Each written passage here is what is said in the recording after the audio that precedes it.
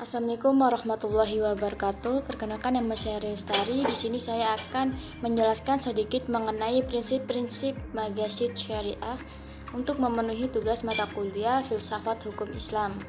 Magasyid Asy-Syariah, secara bahasa Magasyid Asy-Syariah terdiri dari dua kata, yaitu magasyid yang artinya kesengajaan atau tujuan, dan syariat artinya jalan menuju sumber air. Ini pula dikatakan sebagai jalan ke arah sumber pokok kehidupan.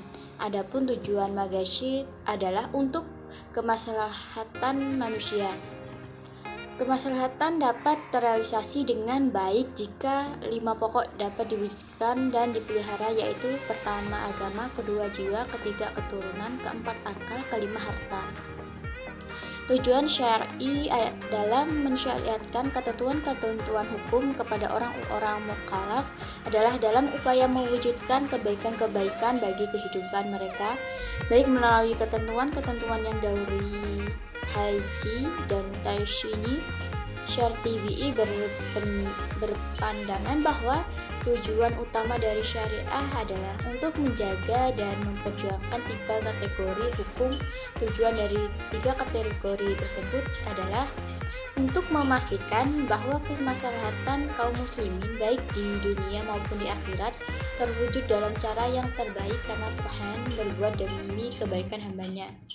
Kemaslahatan yang ingin diselesaikan adalah yang memiliki syarat seperti berikut. Yang pertama, masalah itu harus real atau berdasarkan prediksi yang kuat dan bukan khayalan. Yang kedua yaitu maslahat yang ingin diwujudkan harus benar-benar dapat diterima akal. Yang ketiga yaitu harus sesuai dengan tujuan syariat secara umum dan tidak bertentangan dengan prinsip umum syariat. Yang keempat yaitu mendukung realisasi masyarakat daruriyat atau menghilangkan kesulitan yang berat dalam beragama.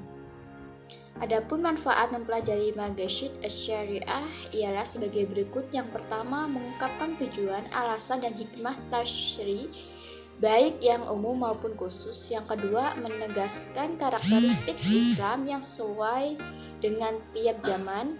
Yang ketiga yaitu membantu ulama berijtihad dalam bingkai tujuan syariat Islam. Yang keempat yaitu mempersempit perselisihan dan tasyub di antara pengikut mazhab Syiah.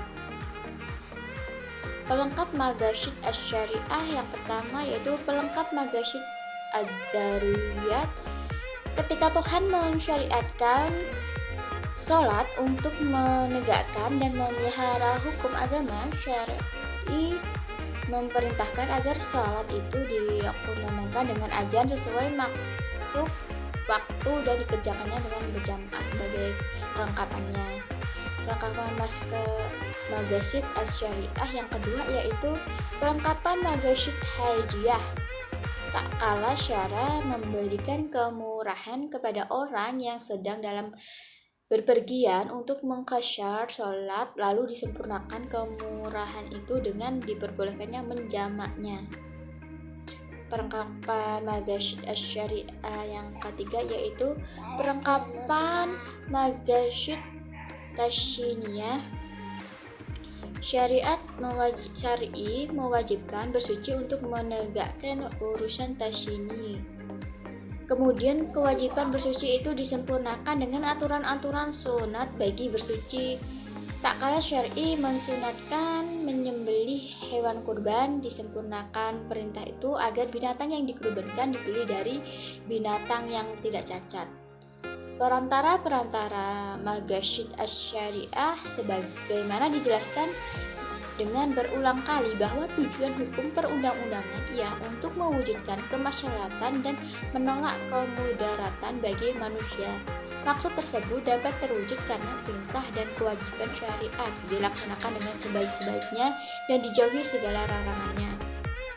Pengetahuan dan pemahaman yang benar mengenai sebab-sebab perintah itu dikeluarkan menjadi pendukung utama untuk menaati perintah syariat, karena sebab-sebab syariat dikeluarkan selalu mengikuti status hukum musabahnya. Artinya jika status hukum musabahnya adalah wajib, maka wajib pula hukum sebab yang terjadi perantaranya.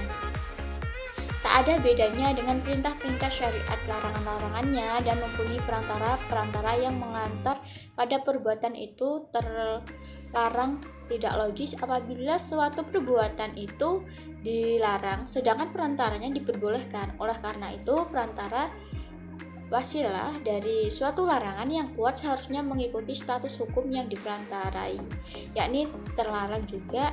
Berdasarkan ketentuan tersebut muncullah dua kaidah yang penting, yakni pertama, sesuatu yang menjadikan kewajiban sempurna karena wajib adanya. Yang kedua, menuntut jalan menuju ke perbuatan terlarang. Terima kasih. Waalaikumsalam warahmatullahi wabarakatuh.